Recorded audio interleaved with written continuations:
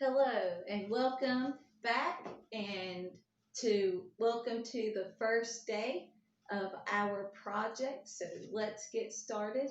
I hope you purchased or found the materials that you need to get started. We hope to put a video on each week starting this week and give you a week to crochet with that one pattern and get all the blocks that you want in an afghan.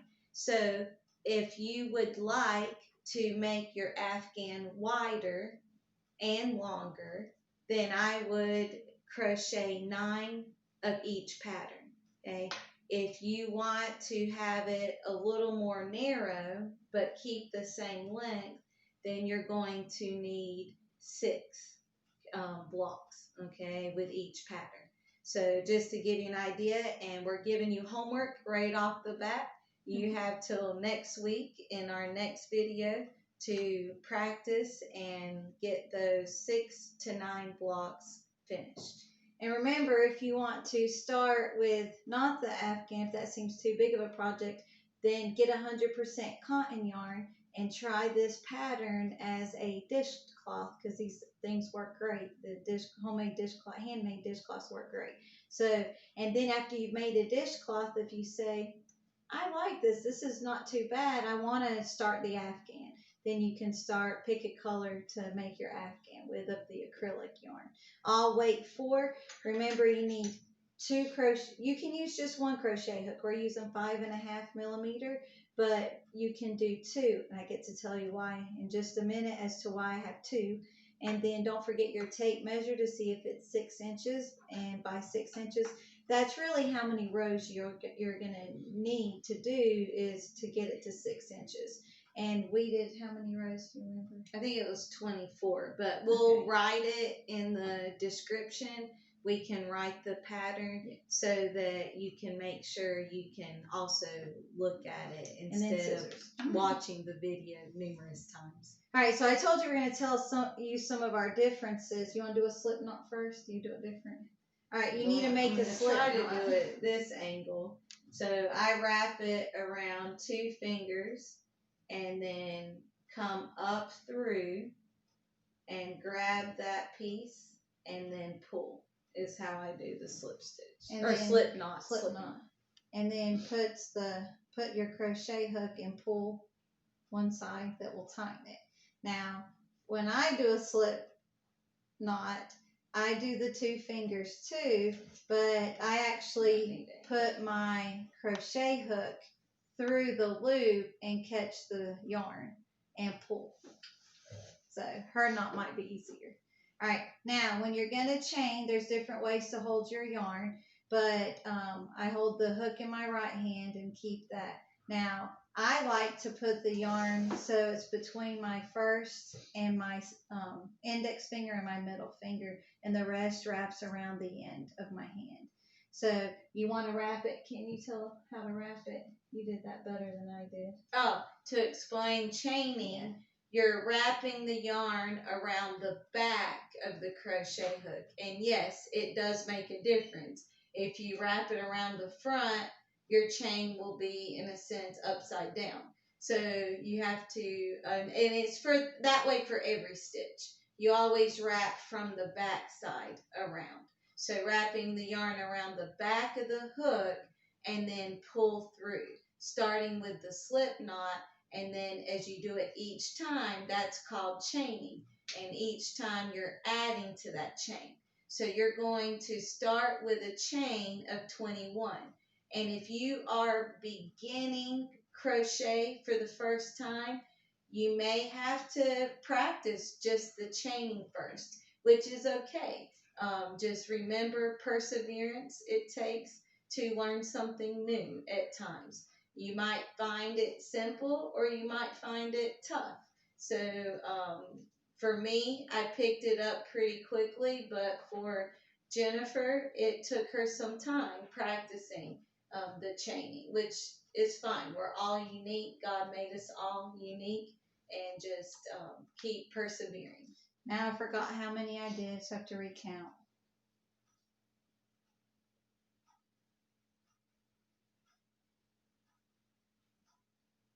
think I did too many. I'm going to start over real quick because I want to show you how easy when you mess it up to take it out. So, or practicing that chain. And one other thing I forgot to say, why I have these 2 crochet hooks. All right, I'm using this one first because it is a 6mm. So I'm using a 6mm first, and then I am going to change to the 5.5mm. So again, make your slip knot, pull through, and then you're going to chain 21.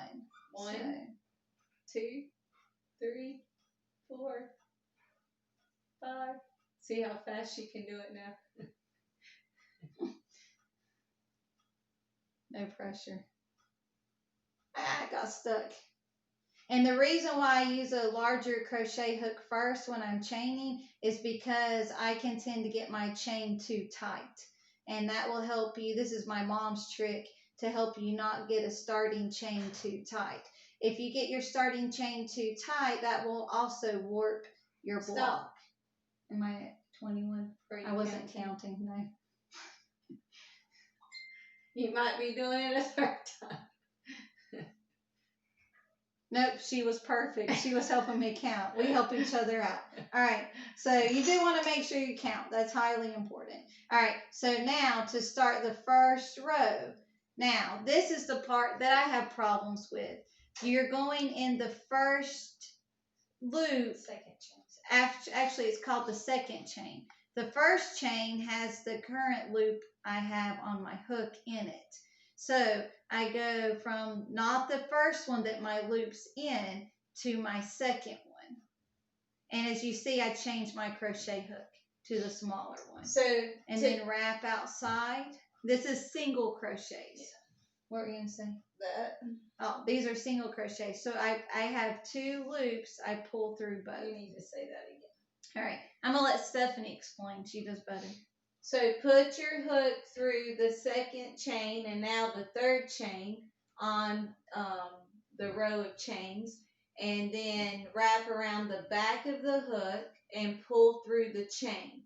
Now you should have 2 loops on your crochet hook. Wrap around a second time from the back to the front and pull through both loops, and you have made your first and now second single crochet stitch. So inserting the hook, wrapping around the back, pull through, wrap around again, pull through both. And it does take practice. So that's what our goal of each video is to practice this stitch. And you have 6 to 9 blocks depending how large you want to make your afghan. We're making ours larger because, like I mentioned in our intro video, the person we have in mind to give this to is turning 16 next week. Mm-hmm. Next week, the end of next week, he turns 16 years old. And so we'll say a shout out to his birthday in the next video. But he is a big boy at 16, 16 years old. He's a young man. So we're making this afghan larger. So we're doing the 9 blocks for our homework in between each video. And I am going to trade off with Stephanie because she crochets quicker. But we're going to tell you how you make your first turn, and then you just continue this pattern once you get the foundation chain and then the foundation row of single crochets. You continue to do the same thing till it measures 6 inches. Now, the key also is to not miss the last stitch. That's when you go crooked. And so you start with a chain of 21, but you always lose a stitch in a sense. You're not really losing it, just it's absorbing into the end. And so it becomes 20. That's only for the beginning. You don't lose a stitch on every row. Okay, so only the foundation row 1, will you end up with 1 less stitch than what you chained, or 2, depending on what stitch you're doing. So then to turn the row, you're going to chain 1, turn. Now you are going to go in the first hole, but both the loops. first space, and you should see 2 pieces of yarn on top of your crochet hook from the stitch before it. So then wrap, pull through, now I have 2 loops. Wrap, pull through, now I have 1 loop again. So then the next hole, this is what I had problem with. The next hole, you might have to pull your yarn apart to find that space, but find the next space, pull through, wrap once, pull through both loops. All right, I'm going to switch because she goes faster. But I'm going to do one more thing. Or do you already click it? Okay. One more thing. Before you get too far, you can go ahead and measure your width to make sure that you are along the measurement of 6 inches. Because if not, and we are very close, and as we crochet, we'll try to turn it around. And yarn is flexible. So as you go, it will stretch out some. So as long as you're within the 6 inches, but not down here at 5, and as long as you're somewhere between 5.5 and 6 inches, it should work out fine. Okay. All right. So continuing now, I think we're going to try a time lapse in the video, but we're going to crochet away. And if you do know how to do this stitch already, please, use the video as much as you need. So, or not need. So as little as you need. All right. We're going to keep going.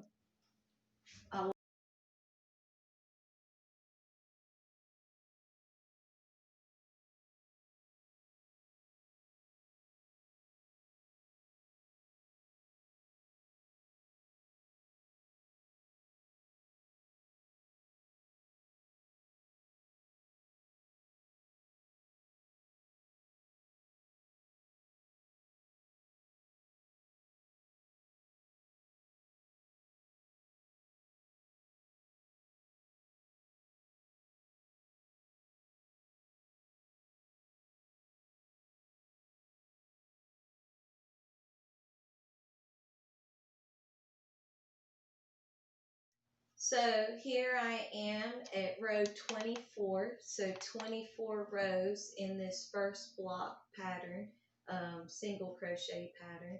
So when you get to your last row, you can stop before the end and measure to make sure that you are 6 inches long.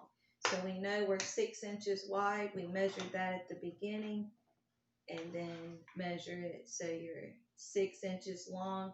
Again, I'm slightly short of 6 inches, but yarn does stretch, so it should be fine in the end. If you're slightly off, and if each block isn't the same, here's another completed block, and this shows that it's just about at 6, and at 6, this might be the that one's pretty close. Actually, that one's right at 6. This one's a little on the big side. This one is slightly over 6 and slightly over 6, but they're still turning out square.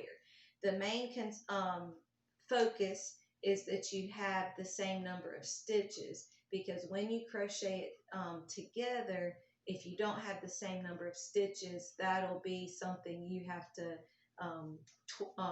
tweak and modify as you're crocheting. A little more difficult, right? A little more difficult to put together. Right. All right, so we're going to finish row 24. And let me put my hook back in there. So I have a few more single crochet stitches to finish. But I left it so I can show you how to finish off your block. So make sure you get the last stitch so you can end up with nice straight edges. And then when you're to the last stitch of the last row, you're going to wrap around the back one more time and pull through. and then you can cut it, and you don't have to leave any certain length of tail, and just let it come all the way through and pull tight. And there you have your corner finished. Now you can weave the ends in, as my sister was reminding me to share with you over my shoulder. So you can weave in the ends now, or you can weave them in as you sew the blocks together. I like to weave in the ends, like when I'm sewing them together. My twin sister Jennifer likes to weave in the ends before. As we go. As we go. So to weave in the ends, I like to use a smaller crochet hook. I just find it's easier to get through the loops. Okay. So I turned it over to the back, and I find a loop of yarn and wrap it around and pull it through. My mom shared with me when I was showing her the way I like to weave in ends. She showed me, or told me actually, that she likes to take a yarn needle and thread the yarn needle. And this I will switch and do left-handed. I sew left-handed, crochet right-handed. I guess I'm just ambidextrous all around. So that is not a yarn needle. It's like a yarn needle, but the eye is too small. And maybe because I'm trying to do it right-handed. So here, I'll do it left-handed. It will look right-handed if I face this way. All right, so go to the back. And my mom likes to just put it through the top stitch on the back side. And you might like her technique, right? Right. Again, we might say things at the same time. But yes, definitely you may like her technique. So just go through several and pull. And this is much easier. I may switch to her technique. Much quicker. You might find both as easy, but that way's definitely much quicker. And if you don't want to go through the whole length of the tail you left, I have 3 hands there. That's pretty cool. All right, then you can have a helper. Then you can cut that off, and then you have a nice, almost invisible woven end in the back. That's a tongue tire. All right, so one end is done for you. All right, and then the other end you may complete both. Let's just go ahead and do it. So I'm going to go ahead and use the yarn needle because it is faster. So we hope that you'll like a few of these techniques, and we're trying to give you a couple ideas on techniques so you can decide which one you like. Like I said, if she has to hold it, she likes it in her left hand, so she'd rather sew with her left hand. I was going to try it right-handed, and then that just didn't feel right. But when she's crocheting, she has yarn in her left hand and the hook in her right hand, so she's fine crocheting right-handed. So just pick up several loops on the back side, pull through, and then straighten that corner back out if you pull too tight, and then cut off your extra with some scissors that work. And then there you have your completed square. Now you can see how the ends are rolling. That's because I was crocheting really quickly to get this done in one video segment so you could see one full block of this first pattern. And it's okay that it's curling and you see me straightening it out a lot. When you no, that's what I weaved in. Oh, yeah, that's the back. So when you go to crochet this together, that won't be an issue. The curling on the sides, okay? So thank you for watching our first session today, our first block. We hope you enjoy this. Your homework is to try to make 6 to 9 of these, depending on how big you want your Afghan to be. And thank you for coming along, and we'll see you next time. Please don't forget to like, subscribe, and comment below any questions you have. Thank you. Bye. See you next time.